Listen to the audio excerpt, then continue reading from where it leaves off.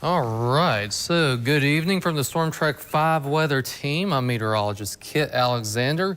Wanted to talk to you folks about a severe thunderstorm warning that is happening in Russell County and also into Washington County, Virginia. Let's kind of zoom in here and take a quick look. One of the things that we've noticed, and we've seen this the past few days, is torrential amounts of rainfall. The reason, though, that they've issued the warning, typically the criteria means that you have to be up to either 58-mile-per-hour winds or close to 60, or hail in excess of an inch. In this case, what we've seen is winds gusting up to 60 miles per hour. While not everybody in this zone may see that, that is something that we've been monitoring. So good evening. If you're jumping on Facebook here and noticing the Facebook live stream, we're talking about thunderstorm warning that is in Washington County that has some really heavy amounts of rainfall. This storm is progressing off to the south and southeast. Let's take a look at it here, see what criteria we're looking at. See how fast it's moving to the southeast. So it's moving real slow, east-southeast at 20 miles per hour. So we can do a future track with this and let you know what communities can expect this over the next few minutes. So if you're in the Abingdon community, I'm sure you see those taller cloud tops off to the north and west.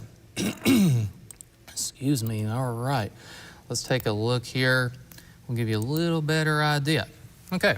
So obviously this storm is pretty much right in the Abingdon community.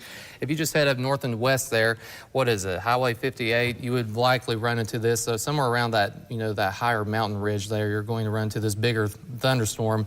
So this complex moving, like I said, east-southeast really slowly. Looks like, let's see, let me do one more adjustment to this. I don't think it's moving quite that fast, so we're going to adjust one thing here. Let's see, let me redo that. Don't think it's moving quite that quickly. Let's let this progress. All right, so we're going to put a tracker on this and let you know what time it'll be moving through your community. And like I said, it is moving east-southeast. So in Abingdon by about 8:09, looks like if it holds its current steam, it would be in Emory and Henry around the college there about 8:18, Glade Spring, Virginia, 8:25. And then on to Chilhowie about 8:38. And of course, you can see these communities, I'm sure, if you pull it up here on your smartphone, I'm sure you can notice this.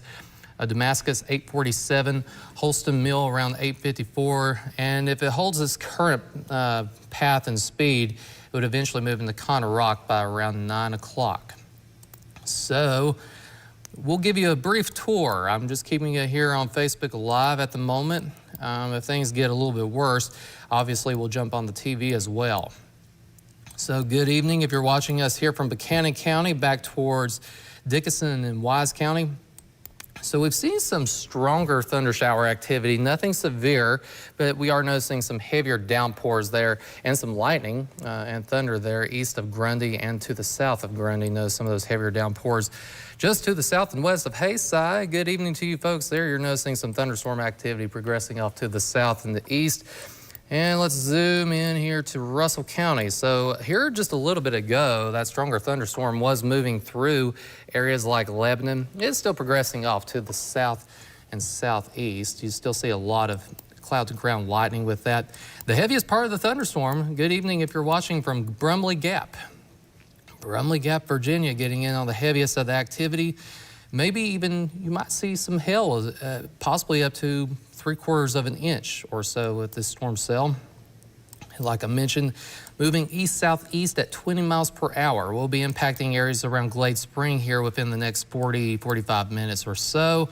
Still to the north of the Tri-Cities, we're not really seeing much activity yet. One thing we have been monitoring through the day is here's the thing with these storms. So there's not really much shear, which means it's a lot harder to pick up and actually forecast exactly where storms are going to pop up when there's very little shear to deal with. So what we have been noticing is, they've just been kind of popping up with the instability. They've been progressing even ahead of this main line. Earlier, we noticed that there was a little bit of an outflow boundary up to the north and west towards Kentucky.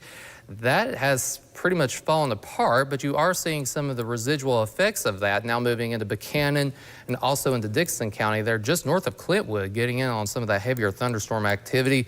Back down towards Kingsport, let's take a look at that. West of Kingsport there, Church Hill getting a heavier downpour and some lightning. Good evening to you folks there. Also back towards Rogersville, seeing some of that thunderstorm activity as well. So here's a broader perspective. I'll try to get to some of your comments and questions here in just a few minutes, folks. Thanks for tuning in.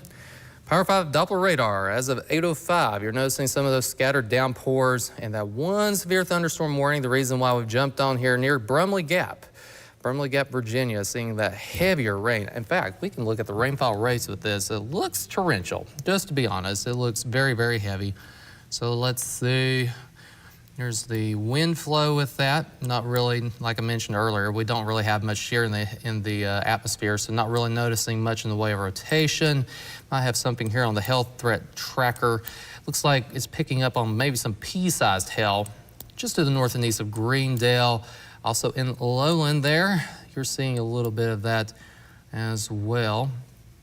Now we're going to look here, see what we can pull up for the rainfall.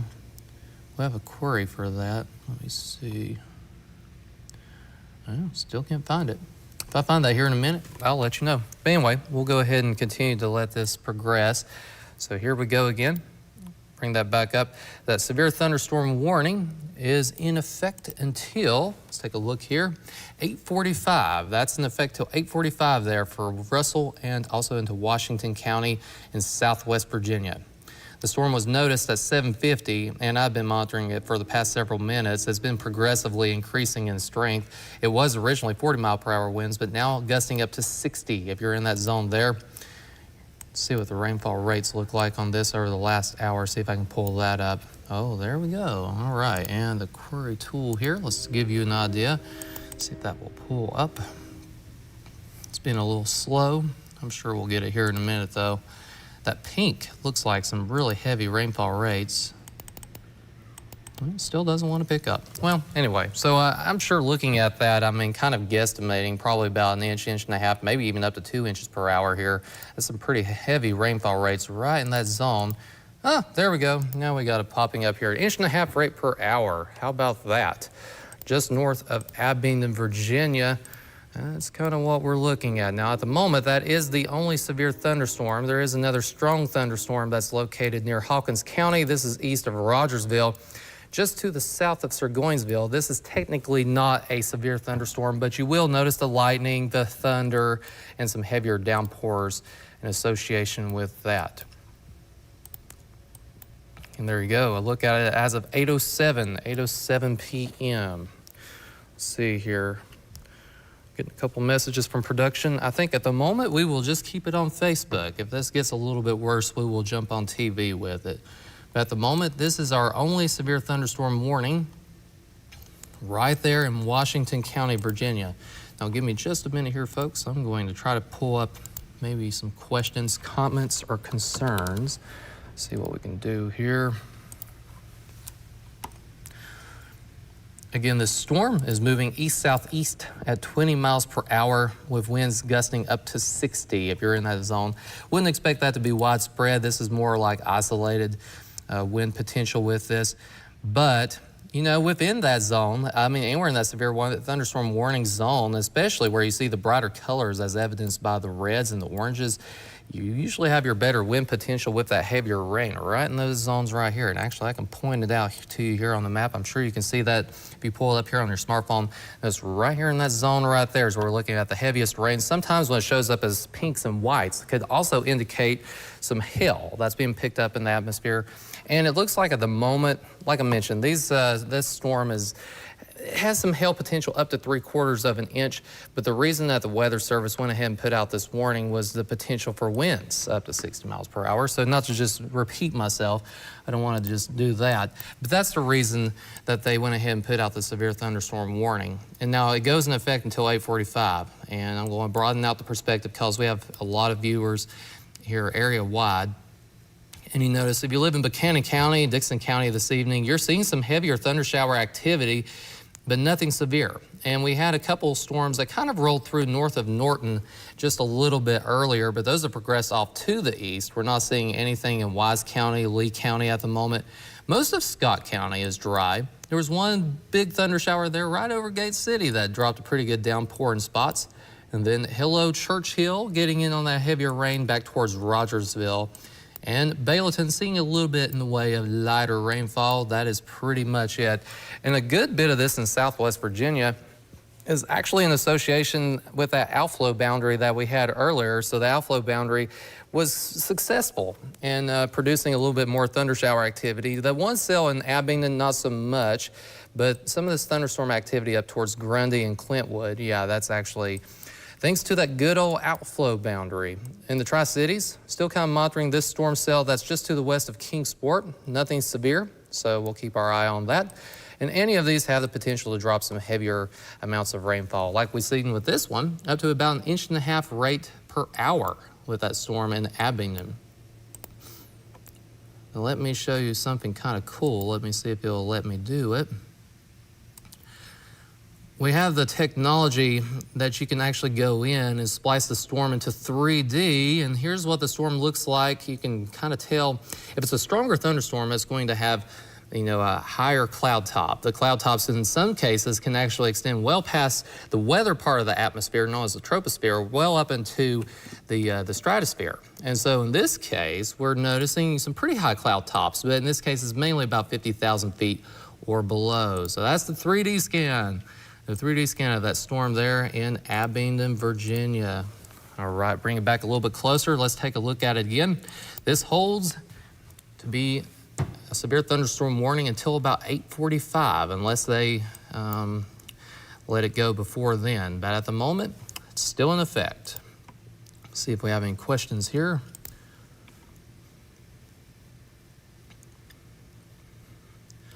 Thank you for tuning in, by the way. Absolutely. You're very welcome there. And Lisa Arnold, you're welcome as well. Thanks for the update. We will always provide those updates.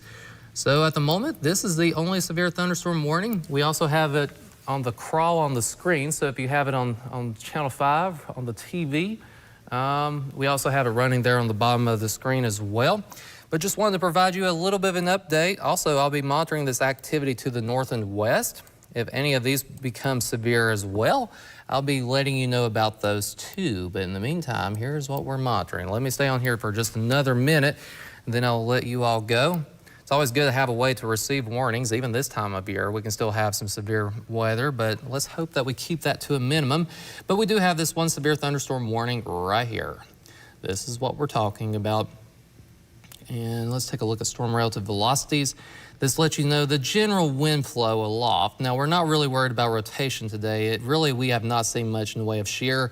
That's one of the reasons why it's so hard to pinpoint with 100% accuracy exactly where the storms will form. If we have a little bit more idea of where some shear is located, we could actually better pinpoint where the storms are going to form. But in this case, we just don't have that today. This is very much a summer-like pattern. And we just really, I mean, it's kind of typical this time of year. One more time, if you're living in these communities north of Abingdon or in Abingdon, Virginia, let's put a timer on this because this guy right here, he's moving east-southeast, 20 miles per hour. Glade Spring, Virginia, if it holds together, about 822. It's getting pretty close now. I'm sure you're seeing the rainfall there. Chilhowie, Virginia, 831, 7 Mile Ford, 836. Damascus, 848, 859 for Conorock, Virginia.